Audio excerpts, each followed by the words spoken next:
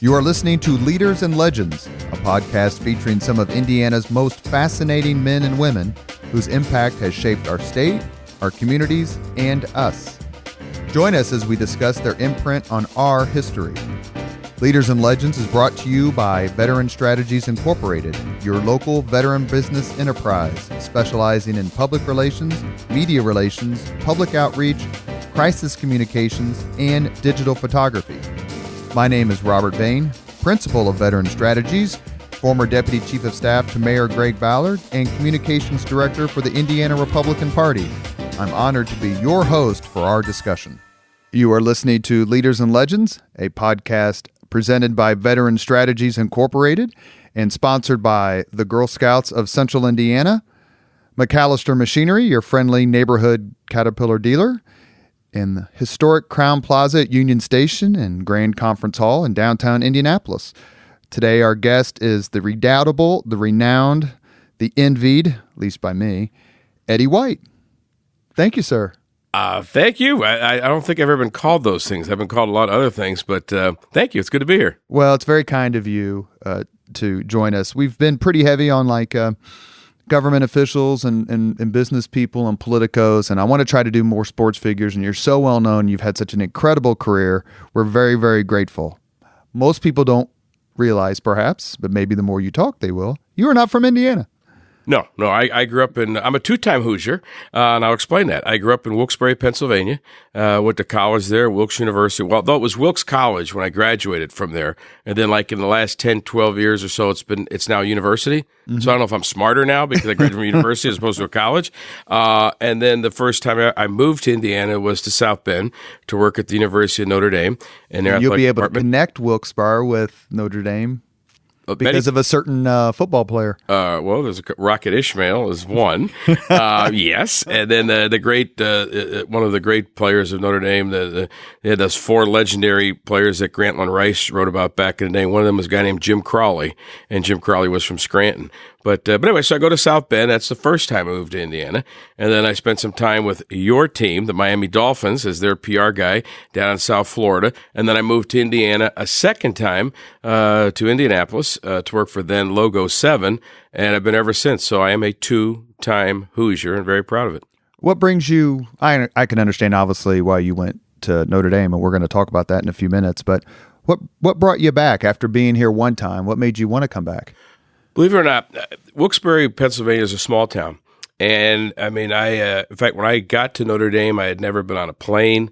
In fact, I was in a situation where when I went to school at Wilkes, I lived at home. My mom and dad couldn't afford room and board. So I basically had 4 more years of high school living at home with my mother doing my laundry and stuff like that. And then my alma mater hired me. So I still stayed at home. So the first time I ever moved away in my life was to South Bend to work at Notre Dame. And I love South Bend. South Bend was small, just like Wilkes-Barre, but it was Notre Dame. But then the opportunity came up to be the head guy with the Dolphins. And I didn't want to leave because we had just hired Lou Holtz, and I knew we were going to win, but it was Lou Holtz that told me, in just the way Lou could, he said, he had that 1 year he coached the Jets, and he said to me, Eddie, right. You didn't want to get up one day, be 45 years old, and wonder what it was like to work in the National Football League. You owe it to yourself to go down there and try what it is to work with Don Shula, the greatest coaches of all time. So I'm like, okay, I got it. So I said, I'll give it a shot. And our athletic director, Gene Corrigan, who was just a phenomenal guy, said, hey, go down there, and if you don't like it, you can always come back. You'll always be part of the Notre Dame family. So went down to Miami, and it was a phenomenal experience. And it laid the groundwork for so many things that came after in my life. And I learned a lot because you go from being the assistant at Notre Dame to now you're the head guy. And I think so many of us who work in whatever field, when you're the assistant, a lot of times you look at the head guy and go, well, he doesn't do anything. He's always on the phone. When you're the head guy, you're the one that has to tell, a small little newspaper in Miami Beach that they can't have 4 credentials. They can only get 2. And you got to explain to them why. And you have to make the decisions of who gets to interview Dan Marino and who doesn't. And there's a lot of decisions you have to make. So I love the opportunity. And so many great things happened. I designed the press box in Joe Robbie Stadium our first year and accomplished a lot that I couldn't accomplish probably any other NFL team because of our dynamic with Joe Robbie and Shula. But I never took to Miami. I'm a small town person. I'm the type of person that if we're walking down the street and you're coming this way and I'm going that way and I don't even know you, I'm going to make eye contact. I'm going to say, how you doing? or what's up or something like that. I'm not going to keep my head down or whatever. And I never took to Miami. I never took to South Beach. I never got into that thing.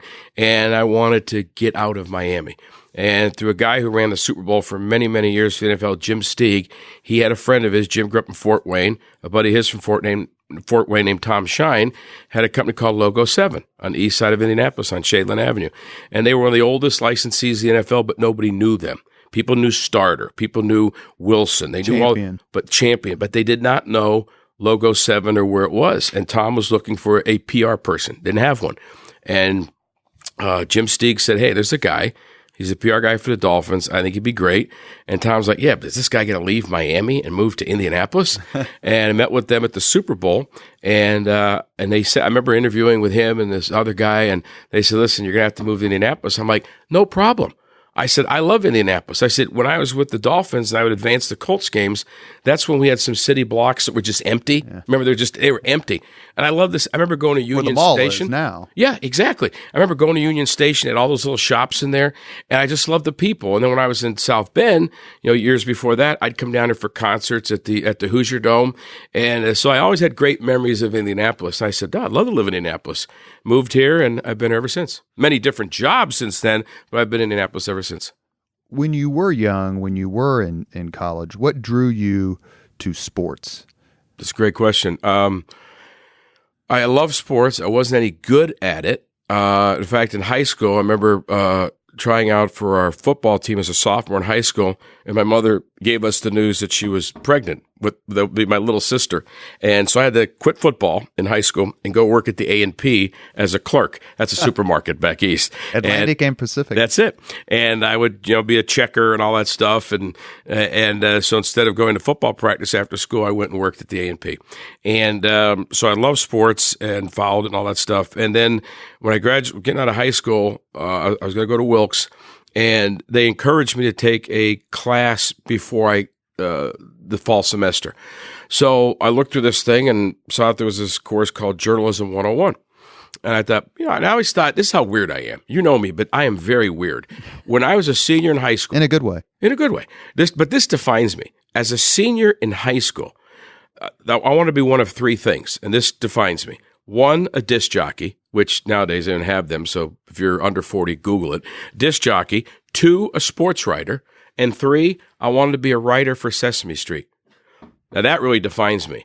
I really think that defines me because I was fascinated with my mother having my little sister.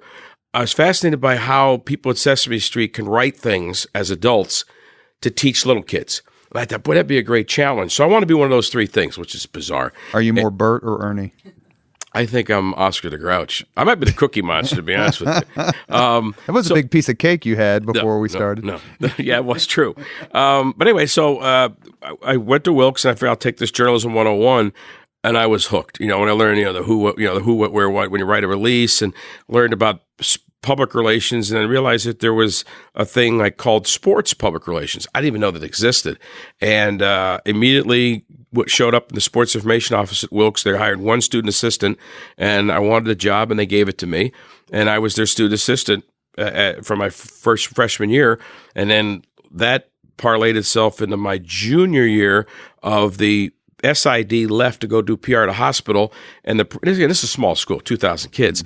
The president, Bob Capon at Wilkes, said, you know what, let's just let Eddie be the SID as a student. That's the sports information director. Yeah, we'll save money, and you be the SID, and we'll give you half a scholarship. Well, that was music to my parents' ears. Oh, my God, I'm able to go to school, and Wilkes is paying half. And did you get to move out then? No. I still lived at home. And so my senior year, I was co-sports director of our radio station. I was sports editor of our school paper. I was our school sports information director. I was a full-time student, and I wrote a column for the Citizens Voice, one of the three local papers in Wilkes-Barre. I was president of Journalism Society. So I had a lot going on, and but I enjoyed it, and I got the bug, and I made it a dream that I want to do this for a living. I want to work in sports. The ironic thing is, I made it a dream to work at Notre Dame, because there was a sports information convention my senior year, I believe, in Philadelphia. So it was close enough where I could drive 2 hours to Philly for it. And I heard this guy speak, Roger Valdesari, and he is considered the greatest sports information director of all time, long time at the University of Notre Dame. And their media guides were the best. They always got the best. And I just loved how they did PR.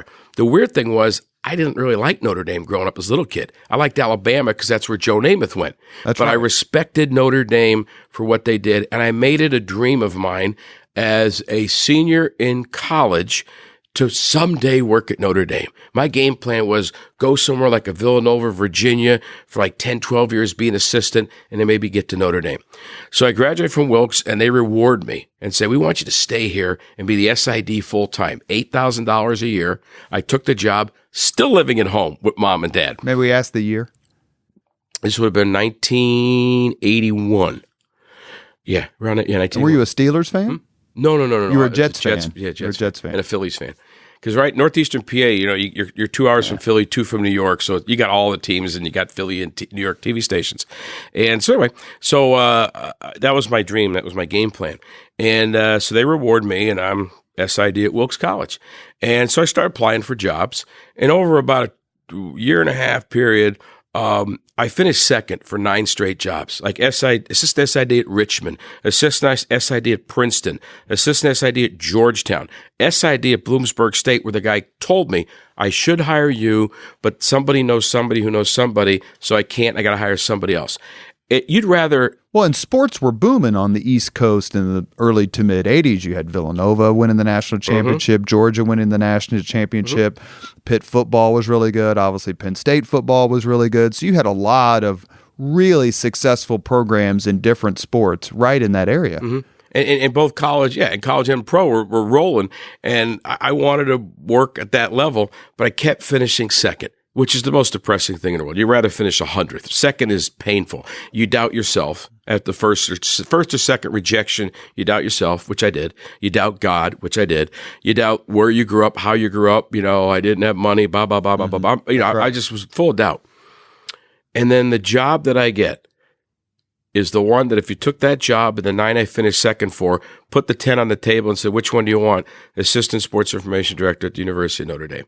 So you get there in 86 or 87? 85? 82. You get there in 82. So Jerry Faust is the coach. He is not doing very well. He had some really, really tough seasons. Of course, some big wins and some bad losses. That's certainly true. Yeah. He was hired straight out of high school. Bo Schembechler famously said, I will never lose to a high school coach. That wasn't true. He lost once to Faust. First night game ever at Notre Dame. Must go Lights, 1982. And Faust follows Dan Devine, who had won a national championship with Joe Montana, who had followed Ara Parseghian, who had won 2 national championships. So he's following 2 legends. He has a really terrible 5 years. What was that like, considering the pinnacle of Notre Dame football was basically, not the pinnacle, but close to it, maybe other than Rockne and Leahy, the previous 20 years, and now Notre Dame is down, down, down? I think for Notre Dame Nation, it was a major shock to their system. Just as you well documented, they were on a run. I mean, every coach that they had brought in to that point had got it done. They always talk about the great coaches at Notre Dame have all won a national championship in their 3rd season. That's right. And, Jerry had some big wins, going down and beating, I think, top 5 LSU at LSU on a Saturday night. And then we lose the Air Force 3 years in a row.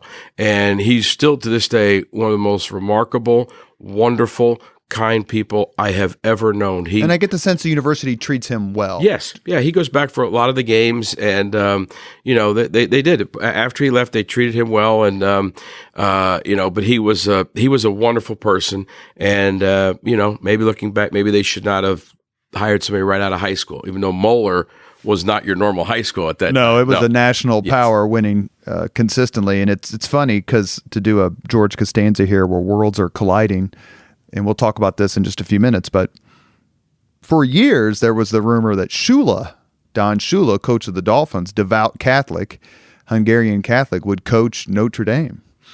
And it obviously never came to pass, but there was that kind of buzz and rumor. There's a story that I heard from different people that when the university, this is long before cell phones and faxes and all that stuff, but when Era was leaving, Father 1974, right, Father Joyce, was looking for a coach, and our athletic director Moose Krause was looking for a coach, and Moose Krause supposedly met in Carolina at an alum's house up in the hills with Don Shula, who had just won a couple of Super Bowls with the Dolphins. Don Shula, who goes to Mass every day of his life. Don Shula, who went to school as a little kid singing the Notre Dame Victory March every day, which Lou Holtz did the same thing, both from the great state of Ohio. And I think Shula went to Aquinas? I don't know what high school, but he's from, begins with a W. Lou was from Liverpool, but they're Ohio. very similar. Yeah, very, very similar. And I worked for both of them. They're both like tough. They're demanding, which makes them great. But Shula said, yes, I want the job. So Moose goes back to South Bend and tells Father Joyce, I think I got our coach. And Father Joyce says, I already hired a coach. He said, who'd you hire? He goes, I hired Dan Devine. He's coach Green Bay Packers. Yeah. Like, what? That's right. So years later, I'm down with the Dolphins, and a gentleman named Charlie Callahan, who was the old SID at Notre Dame before Roger Valdesari and was the first PR guy in the history of the Miami Dolphins through those perfect seasons and stuff. He's now retired at this point. He comes over to visit us from Bradenton. He wanted to see Coach Shula, and I had met Charlie a couple times when I was at Notre Dame. So we go to dinner. I said, Charlie, I heard this story. He confirms it. He heard the same story. I said, so you were at Notre Dame for 100 years. You know, John Ewert's Heisman, Horning's Heisman, all those greats. And you worked for Don Shula the early years and the perfect season. What would it have been like, Shula to Notre Dame? And Charlie said, Eddie, it wouldn't have been fair. An off year at Notre Dame would have been one fluke loss. But with Shula's detail, attention to detail, his knowledge of football. The beauty of Don Shula was, and Bum Phillips said it about Shula, he could take his and beat yours, and he could turn around and take yours and beat his. He won with Marino passing. He won with Zonk and those guys running the ball. He won with a great defense. He won with a crappy defense. He just won. He was, to this day, here we are, we're playing 16 regular season games now in the NFL, and there's all this glamour and stuff like that. Today, still, the winningest coach in the history of the National Football League is Donald Francis Shula. That's right. And we're going to talk about that because, as everyone knows, because we are recording this a few days after the second week of the current NFL season, so my Facebook page is getting lit up with pro-Dolphin posts. All my friends, God love them. They're taking care of me. You didn't. You take the good with the bad, I guess. Absolutely. When did you leave? Holtz comes in 86. I left after Coach Holtz' first year. And they had a remarkable run under Lou Holtz. Not surprising at all to you, I'm guessing. No, I believe, and yeah, I was sure there's some bias because I worked for him and he remains a friend. I think he has to go down as one of the top 5 coaches, certainly top 10, but I'd say top in the history of college football because he won at William and Mary. He won at Arkansas. You win at Minnesota, you win at Notre Dame, and then you come out years later, and I think you won one game or no games first year at South Carolina, and he beats Ohio State back-to-back January 1 bowl games. So he won everywhere he went. And I think, being around sports as long as I have, especially in this state, there's 2 jobs I think are just really hard, and you have to have a certain to get them done. Head football coach at Notre Dame, head basketball coach at IU. This isn't Utah. This isn't Virginia. This isn't, Arizona. These are 2 institutions that the bar is set so high. And not only do you have to coach, but you have a fandom that is insane.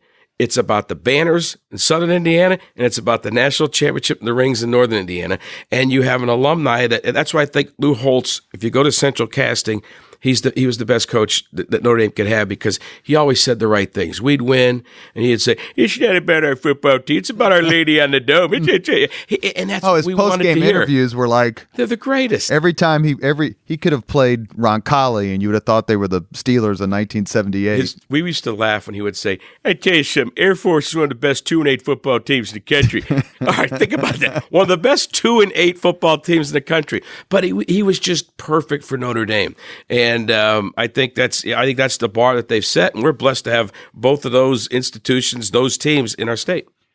You're listening to Leaders and Legends, a podcast presented by Veteran Strategies and sponsored by Girl Scouts of Central Indiana, MacAllister Machinery, your friendly neighborhood Caterpillar dealer, and the historic Crowne Plaza at Union Station and Grand Conference Hall. We're here with Eddie White, storyteller extraordinaire and beloved local sports and talk show figure. You were around for his first year, but you also got to be around Tim Brown, who won the Heisman in 87, I believe. What was it like to be around him? I've seen some interviews with him, and he just gives great credit to Notre Dame and just talks about how much of an impact it had. Beyond just Tim, let's make it about a different question. What was the impact of the university on students, on student athletes? Well, I'll go back to Lou Holtz. Lou has a line, and it's not a line, it's real. And when he talks to kids or their parents about Notre Dame, he said, this is not a 4-year decision. It's a 40-year decision.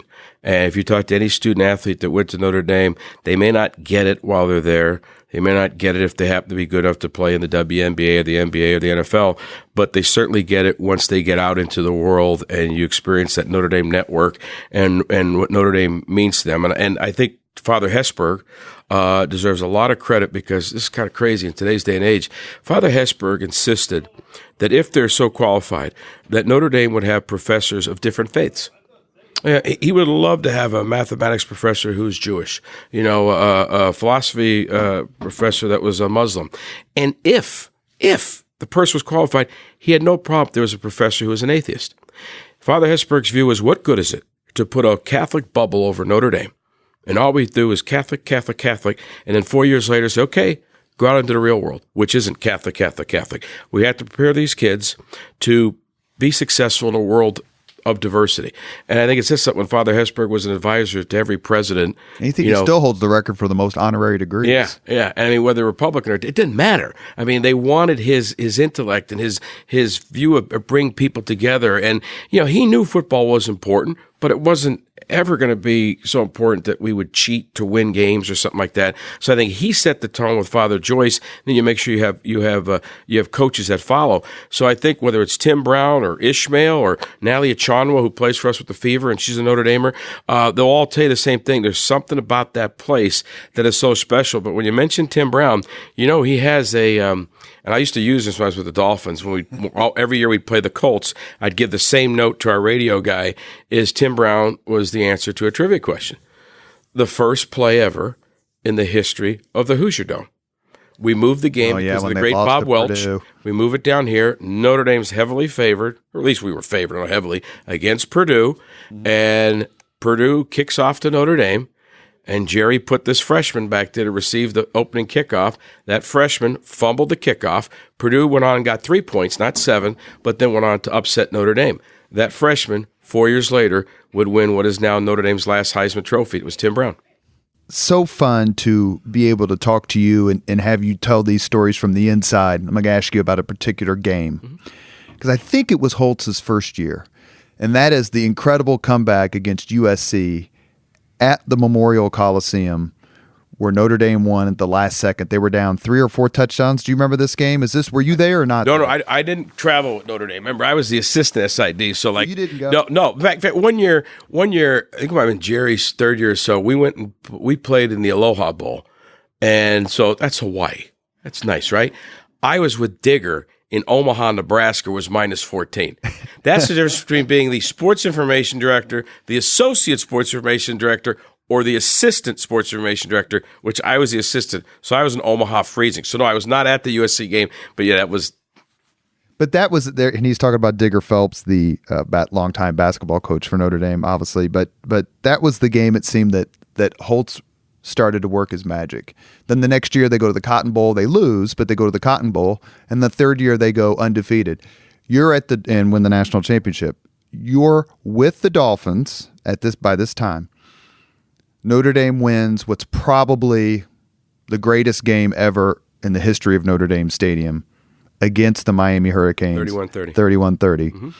What was it like to be in Miami rooting, I'm assuming, for the Irish when the Hurricanes had forged this incredible dynasty under Jimmy Johnson? It was awesome because there was. We'll go back a couple years before when Jerry's Faust's last game. 59-7 was at the Orange Bowl. They were running reverses. Jimmy had the line, "Hey, they don't pay me to stop my offense. They pay that guy to stop my offense." But they ran it up. And what I remind people, that was in late November was that game? Usually, yeah. So December, January, February, I believe. So 3 months later, the Notre Dame basketball team goes down to Miami. And Miami was bringing back basketball at that time.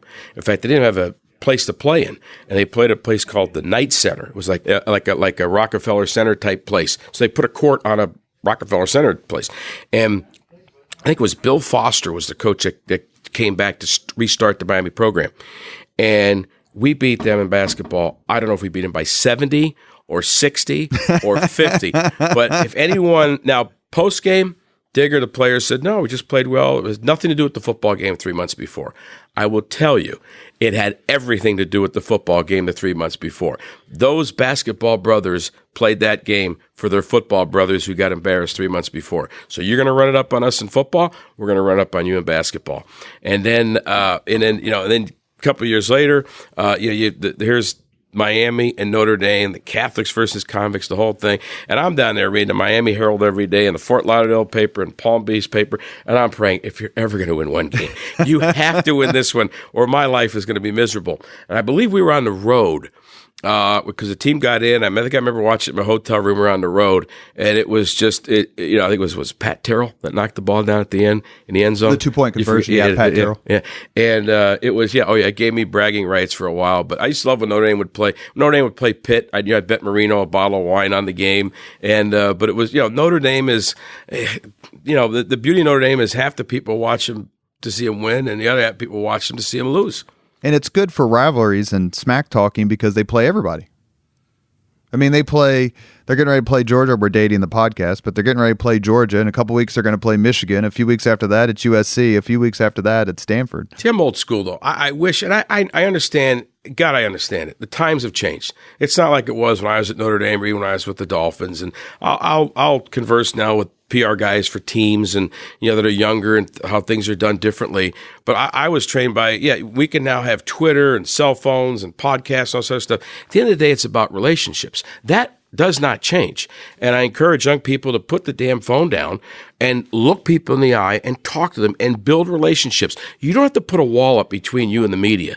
You can meet them halfway. And I just think that I wish Notre Dame still played Purdue every year in football. I wish we still played Michigan State every year in football because there was something cool for those fans blue-collar fans who live in northern Indiana or outside Lafayette or outside East Lansing who forever have gone, who maybe I was there for the 10-10 tie in 66, that they could go. There was some, I don't want to see New Mexico. It's probably a lovely university. I don't want to see New Mexico play Notre Dame. I'd rather see Purdue play Notre Dame or Michigan State play Notre Dame. We can rekindle the memories of, I was at the game at the Hoosier Dome, or I remember the year Jim Everett did this or whatever. New Mexico, Penn Notre State. Dame. Penn State. Those Notre Dame Penn rivalry. State games were great. Games in the snow. Alan Pink running for the pass from Meyer Rick to Meyer. One of the great. Was it Bettis? It was Bettis or Tony. That was one of the greatest games. I always said I think one of the greatest games I ever saw with my own eyes at Notre Dame was a loss. It was the loss to Boston College. And I always, when I went to Reebok, I worked with all the NFL coaches, so I became good friends with Tom Coughlin. I said, I don't know if I'll ever be able to forgive you for that. Tom Coughlin beat Notre Dame in the last second, I believe it was the last second field goal. Oh, after they'd beaten Florida State? Yeah. What was their quarterback's name? Glenn Foley. We got beat by Glenn freaking Foley at Notre Dame. Well, then we were down, and then we come back. Exactly. And then they drive, and then, this poor linebacker whose name I won't mention, just in case he's listening to the podcast, drops a for sure interception, which would have sealed the game. Mm-hmm. And then he kicks this 40-some-yard field goal. You just couldn't believe the highs of 1 week. It was a great game. Everyone thought we would lose to Florida State. I'm Catholic. I guess we. And were you able, before we move on to the Dolphins, and then we'll talk some contemporary sports in your career working with the wonderful Bob Kravitz, who's a good dude. Mm-hmm. Were you able to kind of keep up with Notre Dame? Well, you're so darn busy. Your weekends are busy. It's parallel sports seasons. Were you able to kind of follow them and keep your friendship up? And What was it like when you ran into Mike Golick as a big-time sportscaster when you used to see him as kind of a snotty-nosed? It's interesting. Well, I went to it was either the first or second WrestleMania.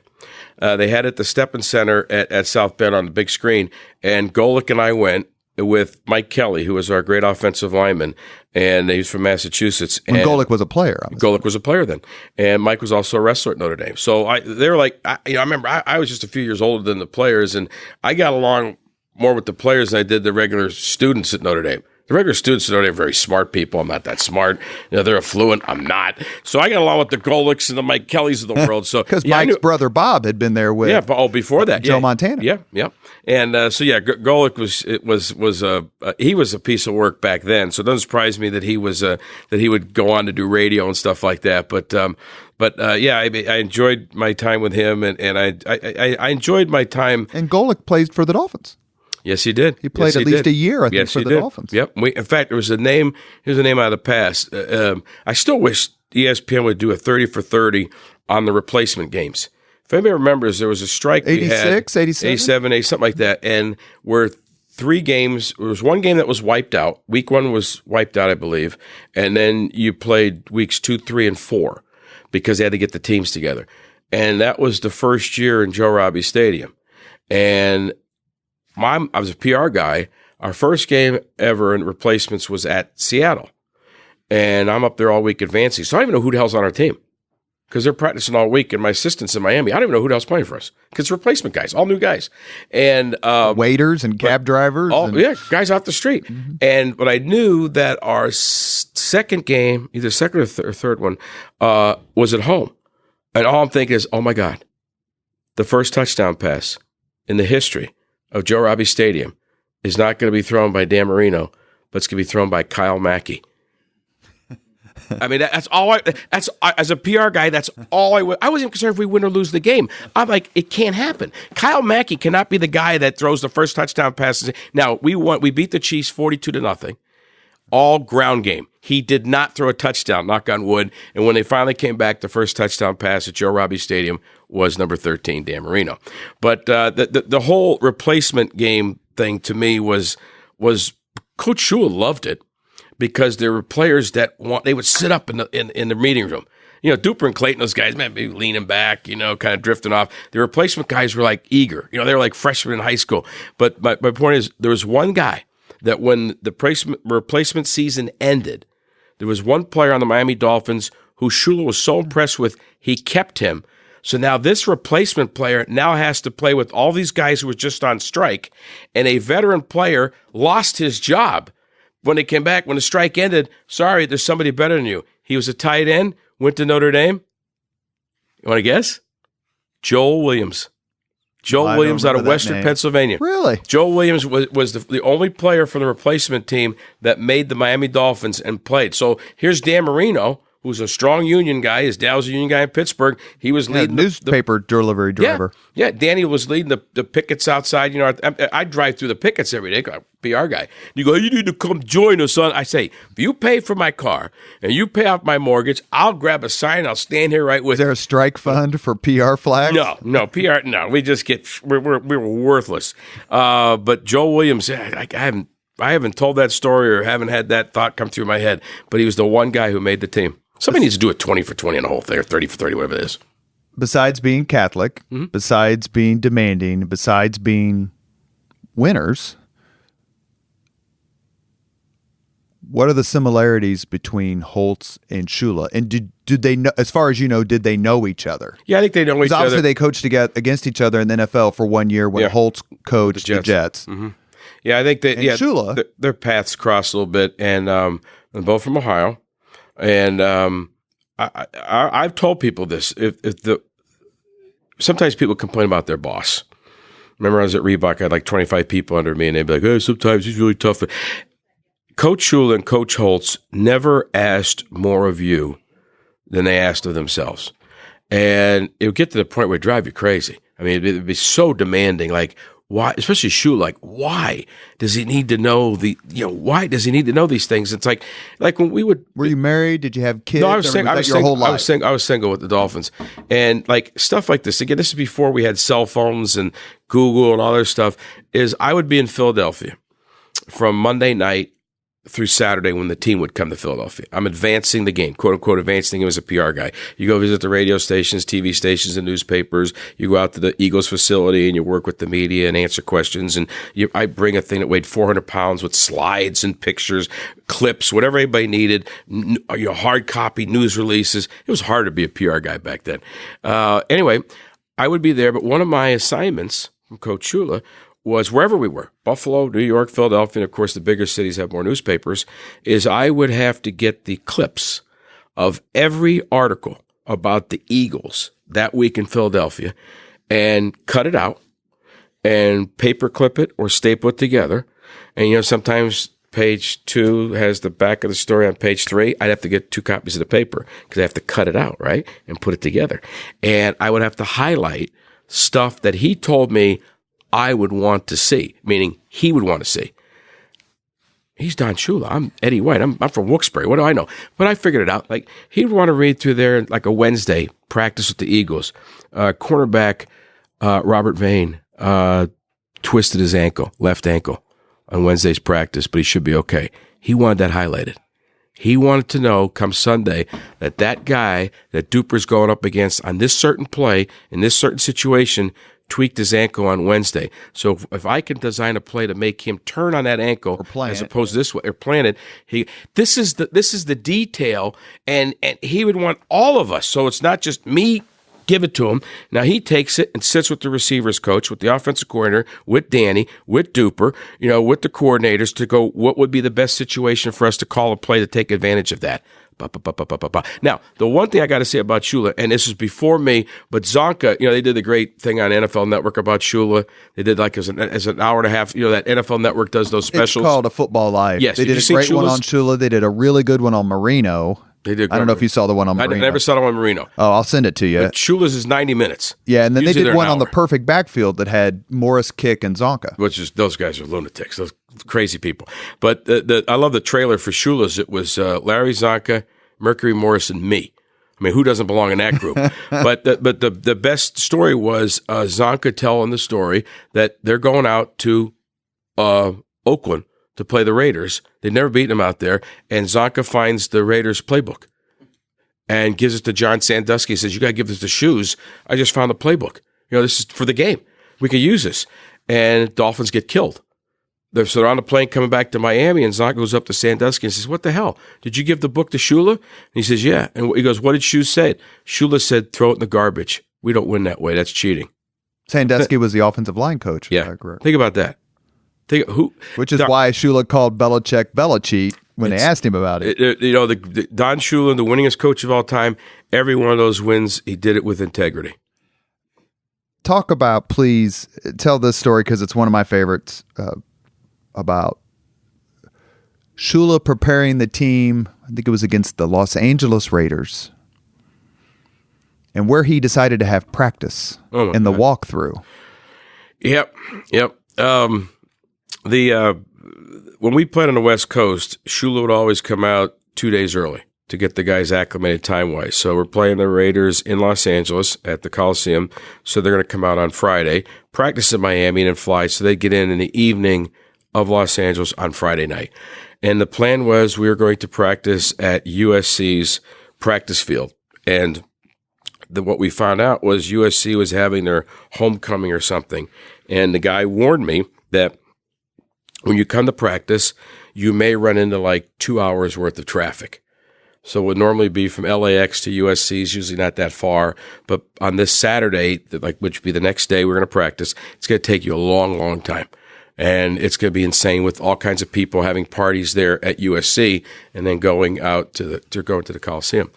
So I tell our traveling secretary, and he says, "Well, we'll talk about it when we land in Los Angeles." It's like 4 or 5, whatever it takes to fly to LA. Team gets in, we get to the hotel, and now we're going to have a meeting. And we're sitting there. I'm standing in the lobby with Coach Shula, our security guy, our traveling secretary, myself, and I'm telling them what I just told you. Hey, it's your call. I'm just telling you what the guy at USC said. It's not going to take us a half hour. It may take us 90 minutes. And the one thing about Shula is he hated wasteful anything. He's like, "We're not going to waste that time." He goes, "Do they have a parking lot here?" And so we got our hotel up, and I'm like, I didn't have a rental car. I was like, where's the parking lot? And we are at LAX. We're those hotels that the back of the hotel planes are landing, and they did have like a 4-level parking lot. So we walked out there, and we went to the roof of the parking lot.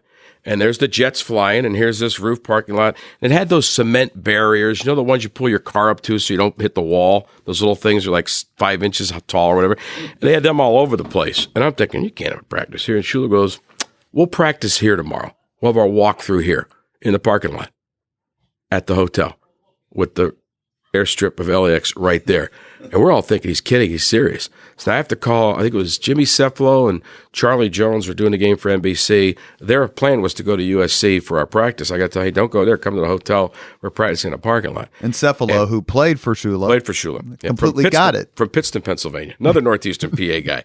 He got it. So I remember telling I grabbed our team photographer. I said, and this is where you get lucky as a PR guy. Where's your room? He goes, I got a terrible room. I'm facing the airstrip. I go, perfect. I said, our walkthrough is tomorrow at 2 or 3, whatever time it was. I said, I want you to take pictures outside your hotel room of our team practicing on this parking lot because no one's going to freaking believe this. No one's going to believe this thing. So now it's the next day, and we're out there, and guys are around their shorts, like Duper and Clayton are going out on routes and looking down to make sure that they don't trip over the cement thing, and then catching a pass from Marino. And like Chuck Studley, our defensive coordinator, he's yelling instructions. His mouth is moving, but all you hear is the sound of jets landing and taking off at LAX. We're watching U.S. Open games or tennis matches where all you could hear was the planes flying over. We're sitting there going, this is insane. We're going to get killed. I mean, this doesn't make any sense. So Dave Cross was our photographer. He got the pictures, the proof that I didn't make the story up. So we go out the next day, and for the first time in the history of the Miami Dolphins, they beat the Raiders on the West Coast in a regular season game, whether it was Oakland or L.A. We beat them. So I told this story over and over and over. So when they were going to do the Coach Shula thing for NFL Network, lady friend of mine at NFL Film said, we need to talk to you, get these stories. They're true. I said, yeah, they're true. So I said, call Dave Cross. If you watch the Shula thing, you see me telling this story like I'm telling you, the picture comes up of us practicing. And then Shula talks about like, Shula won so many games. He's like, I did that. Yeah, but, because why should we go waste time? 90 minutes and 90 minutes back, we can get to work. He's always about the work. All right, let's have a good work day today. Let's get the work done today. All right, boys, you got to work. It's always about the work. When he came to the Dolphins in the early, I think it was 1970 was his first year. They went from 4-10 the previous year to 10-4, lost to the Raiders in the playoffs. And 2 years later, they're undefeated.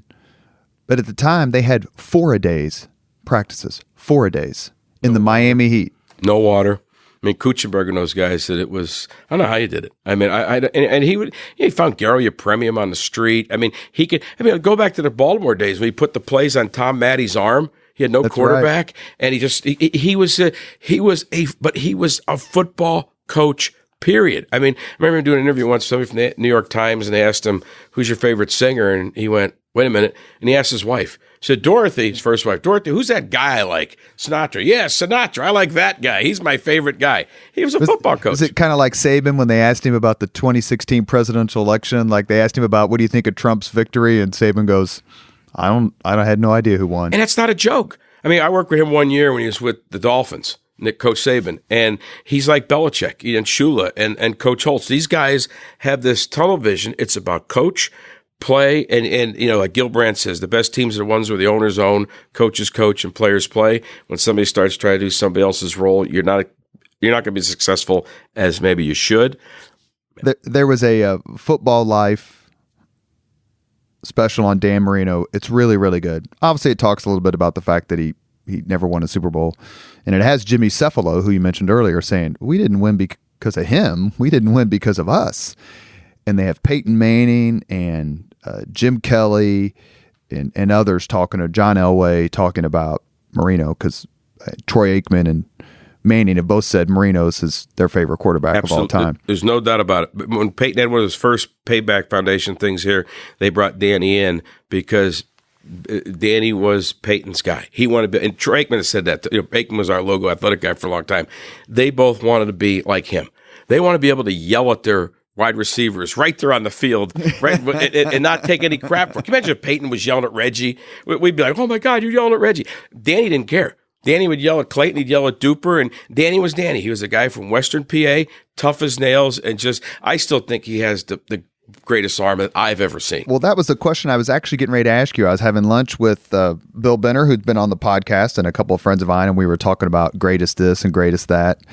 And I said, well, we were talking about quarterbacks, and we all had different opinions, as everybody else does who's listening.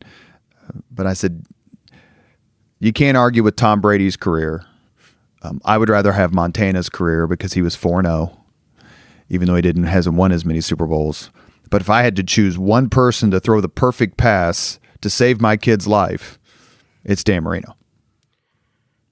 He's, I'm. And what was he like to be around? Oh, he was the best. He was the absolute best. And I think it started the first day I showed up to be the PR guy for the Miami Dolphins. They're in minicamp. Because he's already there. He's already there. Team's out on the field. Some guy from downtown Miami office drives me out to camp because they're out at St. Thomas University, drops me off. They really weren't very professional. He just drops me off, says, here. And I walk in. I'm like, hi, I'm the new PR guy. And the security guy takes me out onto the field. I'm standing there, and I'm looking. Now I know a whole bunch of beat guys are looking at me like, is that the new PR guy? Because the word from Miami was the Dolphins hired assistant from Notre Dame. Oh, we're going to eat this guy up and spit him out. So I'm standing there, with a tie, and I'm sweating like crazy, and I'm hot, and these beat guys are staring me down, and I'm watching the field, and all of a sudden the practice ends, and the security guy takes me out, and first he introduces me to Don Shula.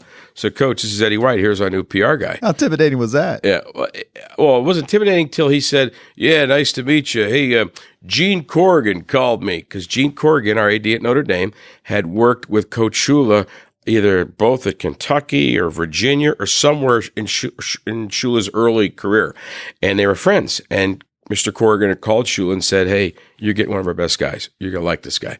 So he says, Gene Corrigan called me and told me, you're a good guy, you'll do a good job for us. So, try not to screw anything up, and hope you do a good job here. And he walked away. I'm thinking, oh, God, it wasn't warm, but okay. And he had that walk. Yeah, he had that walk. He was just solid in the jaw. And he walked away. I'm thinking, man, it's Don Shula. So all of a sudden, the security guy says, you want to meet some of the players? I said, yeah. He goes, you probably should meet Marino. You're going to work with him a lot. I said, yeah, okay. So Marino comes over, and he's walking off, and I remember Stuart Weinstein was our security guy. He says, Dan, this is our new PR guy. And Danny had the look that now I know, it's the look that says, oh, God, this guy already has 10 interviews for me to do. He's already hating me. He had that look. And he goes, he's a big guy. He's like very 6'4", tall guy, got the tan, good looking, It's like you, good looking, tall, tan. Oh, you're so and cute. he goes, how you doing? How you doing, man? How you doing? He has that Western P. How you doing, man? Sup? So I first heard the word sup. It's really what's up, but he says sup. He goes, sup, man? How you doing? I said, I'm Eddie White, and the new PR guy goes, yeah, where'd you come from? I said, left Notre Dame. He goes, you left Notre Dame to come to this freaking circus? He didn't say freaking circus. And I'm like, yeah. He goes, man, all right, well, good luck. Hope you do well. I said, thank you. And he walked away, and I go, what was that? And the security guy said, don't worry about it. He's tough to, get used to. I said, okay. So all of a sudden, an intuition kicked into me. To this day, I can't believe I did it back then. I met some other people. Finally, I walked back in the locker room. I'm going to go in there, going to introduce me to secretaries and meet people on the football side of it. And I happen to walk by, and here comes Marino.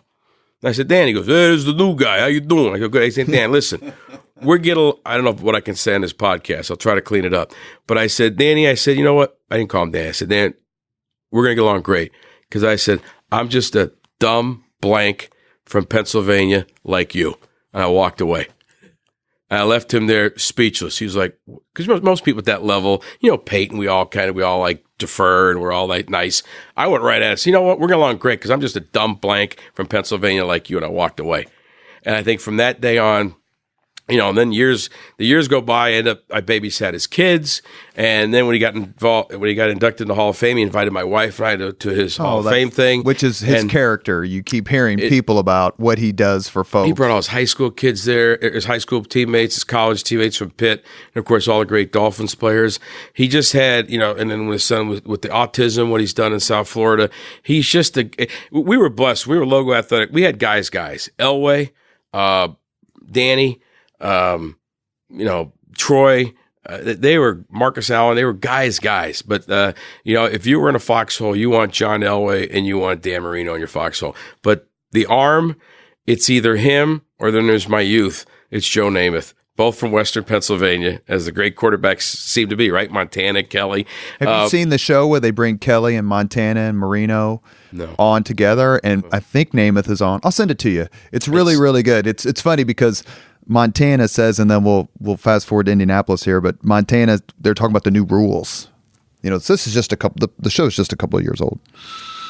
Montana goes, well, the only person I'd rather see throw the football under today's rules is Dan Marino, and gives him that big, great compliment in front of all his peers, all Hall of Famers. And obviously Montana had beaten Marino in the Super Bowl, but that was high praise. And if you read this, if you watch this, this TV show, you see that Brett Favre say the greatest pure passer of our generation.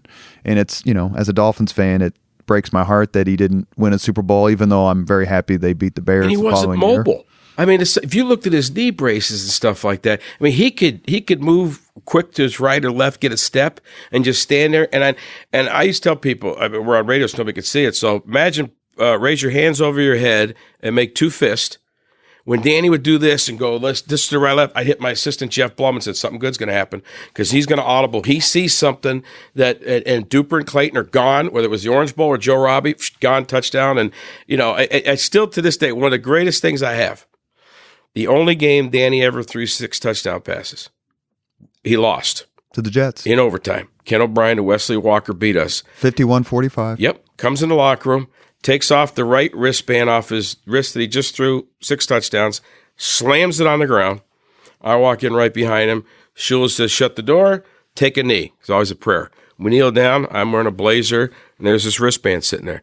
I pick it up, put it in my pocket. To this day, I have the wristband that he wore the only game he ever threw 6 touchdown passes. Does he know? And lost. I don't know. I don't think so. I'm not going to tell him. He'd want it back. I'm not going to give it to him. We are here with Eddie White. And he's telling stories, and we're loving it. And we want to talk a little bit about Indianapolis sports, particularly your time as a sports talk show host with Bob Kravitz. Kravitz and Eddie. It was a rollicking few hours every afternoon. What was it like did you know Bob beforehand? And what was it like to venture back into the other side of kind of sports or sports journalism? It was scary. Because I knew Bob because I read him, but I maybe introduced myself to him because I was at Reebok then, like at a Super Bowl, because I had worked in various capacity, 26 Super Bowls in a row for the NFL. So I always see Bob there, and he's representing the paper that the city I live in, and so I'd say hi to him or something, but I didn't know him. What year is this roughly? I don't know. See, I've been here 9, 10, 14 years ago, maybe. That sounds about right. Something like that. And so, I mean, I knew of him. And at this point, Reebok had gotten purchased by Adidas, made a bunch of changes, and they were forcing me to go to Boston every week to work. I didn't want to move to Boston, but that's where the job was. And so, because I love it here. And my wife said, we wanted to stay here. So I would be here on weekends and be in Boston during the week. So I was looking for something here. And, you know, and I'm a PR guy, so we're always behind the scenes. You know, we're not on air. And I always thought I have a terrible voice and I swear too much. So I'm definitely not for somebody to be on the radio. And anyway, I get a call from a guy, Tom Severino, a guy named Kent Sterling, that worked with Jeff Smulyan. And they said, hey, they're going to start an all sports station in Indianapolis. And I'm like, I'm wondering, okay, do they want a guest? Like they want to talk to Peyton, you know, one of our Reebok guys, whatever. And they're like, no, we want to talk to you maybe about hosting a show. I'm like, what are you talking about? And they're like, well, we have Bob Kravitz, and that's the lightning rod. That's who we needed. But Bob can't do a show by himself. We need someone to be his foil, to play off him. And we don't want someone from another station. We don't want someone that people are familiar with from some other place. We'd like to get somebody who's ours, like new, that's ours. And we've been asking people, and we talked to a bunch of people, and they said, hey, you need to talk to this Eddie White guy. He knows everybody in his Rolodex and blah, blah, blah, blah, blah. And I'm like, wait a minute, no, my voice is terrible. And I swear too much. I can't do radio. So they said, well, just come in and do a fake show with Kravitz. So I came in one night because I'm thinking, well, the pluses are I could live in Indianapolis. And so we came in late one night at Emmis, and Bob and I did a fake show. They had like secretaries call with fake calls, and we were supposed to do it for 2 hours. I think we did it for like 45 minutes. And Severino came in with Kent Sterling and said, stop. I'm like, God, we're that bad? He's like, no, this is going to be great because you guys are different and you guys disagree on almost everything, and this is going to make great radio. Okay, great. You spent a lot of time and I've worked with Bob Kravitz on not a lot of stories, but several actually happily pretty big ones. He's got a terrific sense of humor, very self-deprecating, but you kind of stuck it to him in a fun way, like jabbed him and he'd write a column and have an opinion about something. I'd say, then there'd be 25 callers the next day who completely disagreed with him, and Eddie would and it was never like voice of the people, Bob. It was never manufactured. It was never, hey, what side do you want to take? Okay, I'll take the other side. There are many times we agreed on stuff. I mean, not many, a few. But there were times we didn't. And I had great respect for him. We became friends. We're still friends. But I thought our show was different because it was two guys who'd actually worked like in sports. I mean, he covered it for a million years. I was in it. And, we weren't a guy that, went and studied broadcasting, was a disc jockey and just, knew how to push buttons. And now is a radio show just because he knows how to do radio. To me, I always called that Uncle Tommy radio. My Uncle Tommy is a mailman back in Wilkes-Barre. Maybe I'd give my Uncle Tommy a show. He knows nothing about sports. He reads the paper. He's a fan. It'd be like giving him the microphone. He'll go, I think the Eagles are going to win the Super Bowl every year. It's like the old Ditka guys, Ditka, the Bears. It's like, at least with Kravitz and I. Kravitz is from here. He went to IU, so he had local ties, and I spent time at Notre Dame. So, and every time we made a point, I tried to reference something from my past, or he would reference his past, and support it with a story. And, and I'm proud of a lot of the crazy things that we did in, the couple of years that we were there. I mean, and it just ended because? Well, no. It ended because I don't know many things, but I do know sports PR. And I thought, and I said it on the air, so I'm not saying something I didn't say before, when the Speedway took its product off ESPN and went to Versus, I said it's the dumbest thing I've ever seen in sports marketing PR. That it's the second worst thing to happen to the track since the split. Right? Did anybody agree the split's the worst thing? We all agree to that. Sure. Non-fatality. Sure. Yes, exactly. But the second worst thing is if you have a sports product, where do you want to be on what? I'll give you one guess. It begins with an E. Because if you're on ESPN, you got the Kornheiser show talking about you. You got Golick and Greenberg talking about you. You got Sports Center. You're going to get all this extra PR hits that you're going to get. I said Versus to me is Ohio State versus Michigan. What the hell's Versus? Where is it? Where do you find it? Walk into a sports bar in Atlanta. Are you going to see Versus? Back then. Let's go back then. And this is pre-Miles. Is this? Oh, wait, absolutely. Pre-Mark Miles and the current regime that rejuvenated the IMS. Absolutely. I'm not being negative about what is going on now. Back then. And that was just a stupid move. And I said it. And then Tom Severino dies of cancer, and they get rid of Kent Sterling, and new regime came in, and part of the new regime was some of the people at the track that helped put the Versus deal together for the track. So I remember Kravitz telling me, he goes, I think our days are numbered. I said, how could they be? We have the number one show. Somebody told me to this day we're still the highest rated 3 o'clock sports show ever, like for most people. And I'm like, how could they? And he was right. And they got rid of us. So you miss it?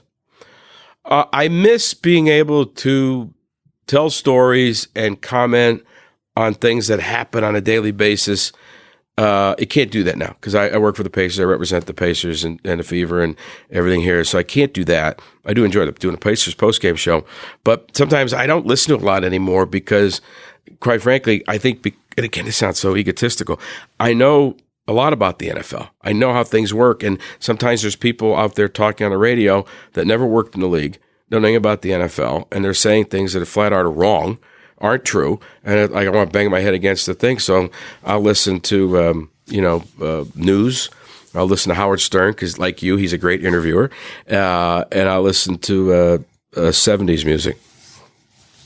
I told you I was weird. Yeah, we're going to ask you a question about music here in just a few minutes. As we wrap up, you're listening to Leaders and Legends podcast presented by Veteran Strategies Incorporated, sponsored by Girl Scouts of Central Indiana, MacAllister Machinery, your friendly neighborhood Caterpillar dealer, and the Crowne Plaza Hotel, Grand Hall, and Conference Center at historic Union Station. I'm going to take a few minutes here before we get to the final questions. Rapid fire. You ready? Yeah. Your opinion. Uh-oh. Ready? Mm-hmm. Larry Bird in your all-time starting five. Larry Bird's one of them, right? No, I'm asking you. No, Did you put Larry Bird in your all-time starting five? Oh, God, yes.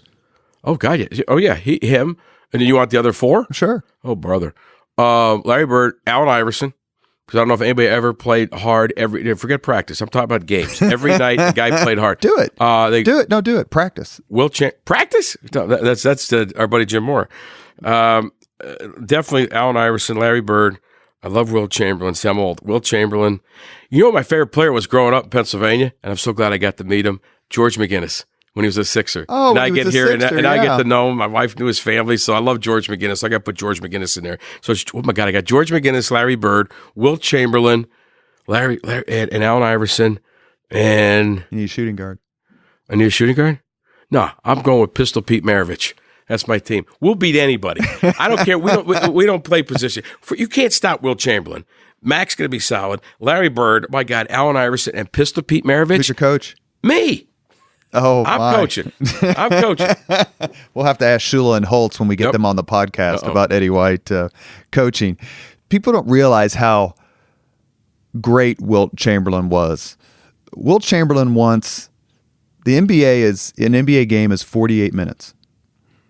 Wilt Chamberlain for an entire season once averaged over 48 minutes a game. He grabbed 55 rebounds in one game against Bill Russell. And he doesn't seem to get the sort of, everyone talks about how great he is, but the most dominant physical specimen in the history of the NBA. True or false? Yes. I've asked Sam Jones, the Boston Celtics, won 10 rings, top 50 of all time. Who's the greatest player of all time? I thought he'd say Russell because he played with Russell. And I thought maybe he'll say Jordan. He said, it's the only guy in the history of this sport that said, I'm going to lead the league in scoring, did it. I'm going to lead the league in rebounding, did it. I'm going to lead the league in assists, did it. He goes, it was Wilt Chamberlain. The difference between Wilt and Bill was, these are the guys that play with him, is Bill Russell would step on his mother to win. They've all said he was a lion. Wilt was a softie. And you know, when in those great finals when the Celtics and the Lakers played each other, Wilt would stay at Bill's house when the games were in Boston, and Bill would stay at Wilt's mansion in L.A. This during the finals. Can you imagine that today? It never happened. Billy Cunningham said that Wilt was too nice. Yeah. He goes, he'd go up to dunk a basketball, then he'd pull it back and miss the shot because he'd break a guy's. He goes, he knew he'd break a guy's arm if he went through with it. Next question.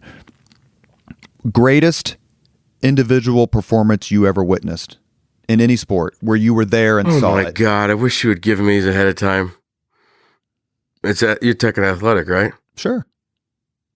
Because athletic. My goodness gracious. And let me throw one out because this is the one that I was kind of guessing that you may go with. And maybe you weren't at the Dolphins at the time. When Marino comes back from the Achilles injury, throws all the touchdowns to beat the Patriots. That was after me. What about when... I'm trying to think. Greatest athletic performance that I saw with my own eyes. Wow.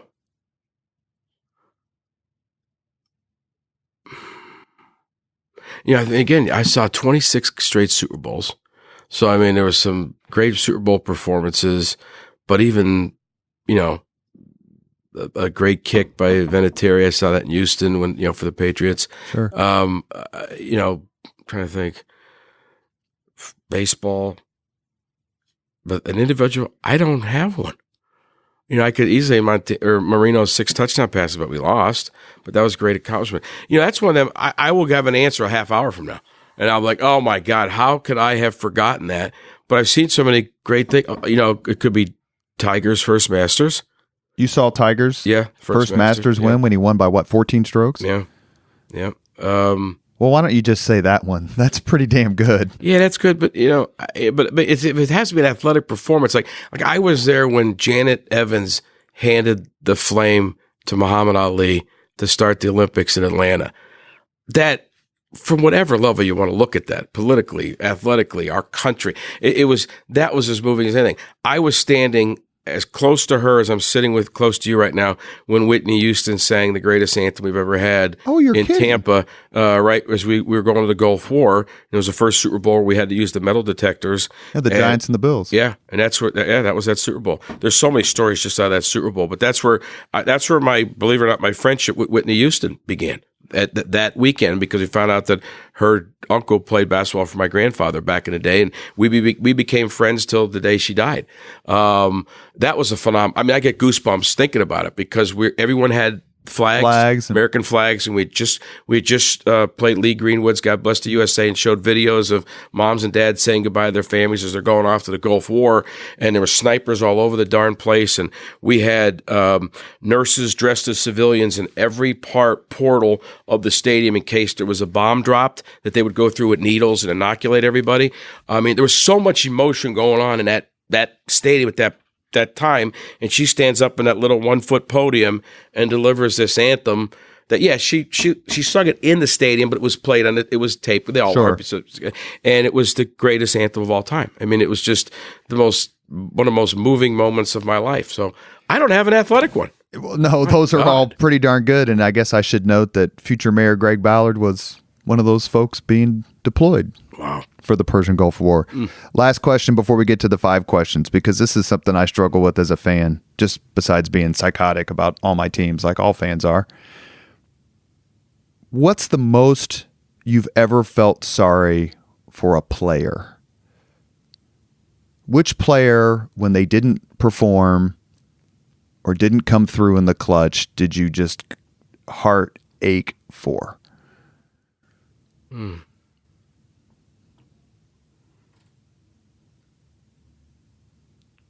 And it didn't have to be a team that you were like working for, just as a fan, just as a journalist, where you're like, I feel so sorry for him or her. You know, I think because of what happened since, and again, it wasn't on my team, just because I'm old enough, I saw it live, and is the Bill Buckner thing, because that here he was beloved in Chicago, beloved in Boston, and all of a sudden, became a pariah in Boston, and and wherever he would go, that was going to fall. I mean, that's in the obituary.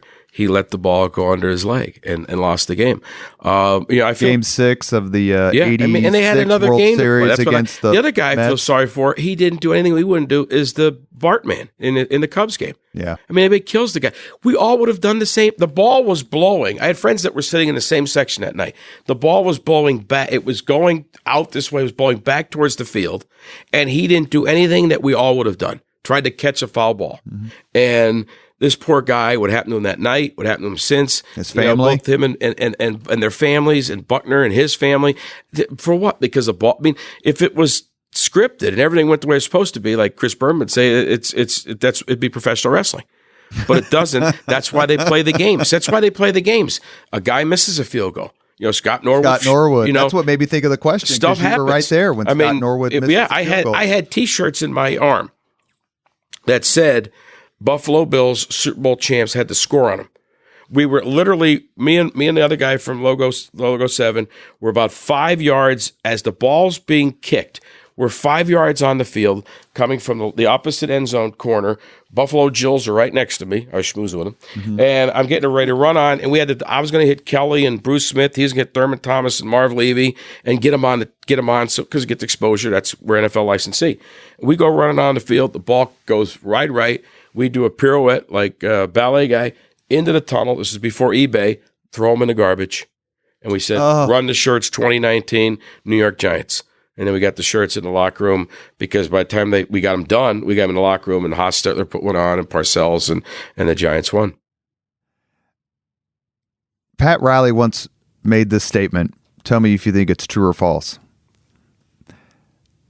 If I had to have someone to take a shot to win a game, I'd choose Michael Jordan.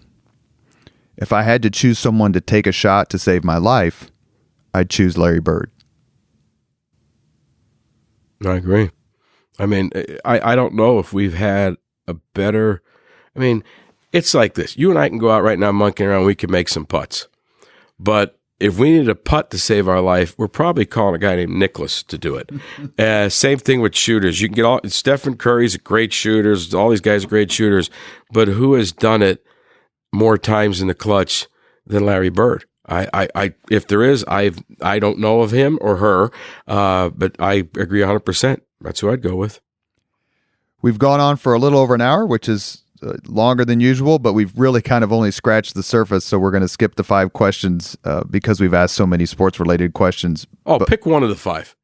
Is this the 5? Is this the quick 5 or is this? This is the 5 that we end. You want all 5? Yeah. All right, we'll do all 5. You ready? Yeah. Go. What was your first job? Be working in the. Oh no, I was gonna say the A&P, but it was freshman sophomore year, like part-time job, right? Any job. Selling, carrying Cokes, selling at the circus. I was like a vendor selling Cokes at the circus. And how dumb was I? I'm a righty, so I used my right hand the whole time. So by the end of the week, my right forearm looked like Steve Garvey / Popeye, and the left was normal. So selling Cokes at the circus. Second question is, what was your first concert? Black Oak, Arkansas, Kingston Armory. Jim Dandy. Yeah. The lead singer. Oh. Yeah. Black Oak, Arkansas. Google it. People under 40, Google it. If you could recommend any book for someone to read, which book would you recommend? Oh, wow. That's a good question. There's a book that Father Hesburgh wrote with Father Joyce. It's about their journeys around the world.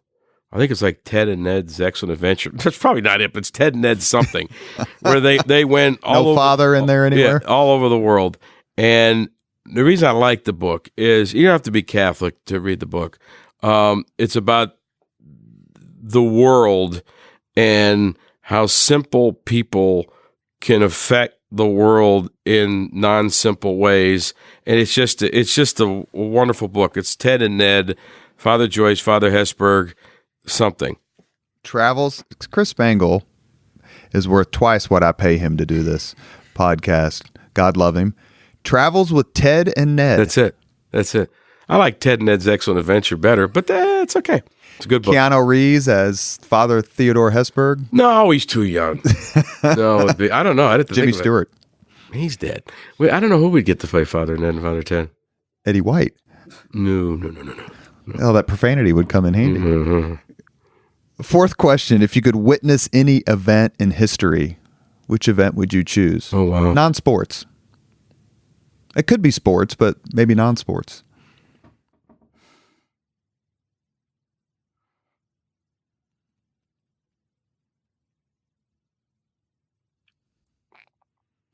Witness being be there when it happens. Be there as it happens. You could be on the moon when. Yeah, I guess that's the easy one. You want to be there with Neil Armstrong, and as long as we got a way out of here, okay. I don't want to sit and go, "Hey, I got bad news. We're not getting out." Would you like to go there and say, "Sup, Neil"? Yeah, sup, Neil. Okay, boil her up, baby. That's the easy one. But I think I'll go nutsy here, and I think because I've always been fascinated with politics too. I'd love to be like, I joke, I want to be like a press secretary. I really do. But it's going to be like the Dean Martin show. I'm walking out with a cigar, glass of wine, and a couch. There's no podium, and we're going to do things differently. But I think, as a former political press secretary, I would have to help you on that. Yeah, I did it. Well, that's something we're going to roll. It's where we're going to roll. They're going to have to deal with it. But I think I would like to have been there when Richard Nixon went to China with Chow Enlai. Yeah, in early 72. Yes, it was that wasn't going to ever happen. That was like, we only had 3 TV networks then, right? It was like, even Walter Cronkite was like, holy smokes. Read Pat Buchanan's book, whether you're a Republican or a Democrat or agree with him or disagree, but Pat Buchanan wrote a book called Nixon's White House Wars. And he was in the comm shop. He was actually started working for Nixon in 1965, but he was in the comm shop at the White House, and he was on that trip. And he writes about it from a kind of a flack PR perspective. You'd enjoy it. Oh, I will definitely get that. I would love to have seen that. Yeah. Last question. I shocked you with that answer, didn't I? Yeah, well, we're big fans of Nixon here on Leaders and Legends, much to our detriment sometimes, maybe. He stole my umbrella when I was like 6 years old. Did you get it back? No. Son of a gun, he didn't send my umbrella back. My grandfather took me down there to see me. He was campaigning against Kennedy, I guess it was. And it was starting to rain. And my grandfather, who was a politician in Wilkes-Barre, I'm the only one with an umbrella. My mother said, it's going to rain.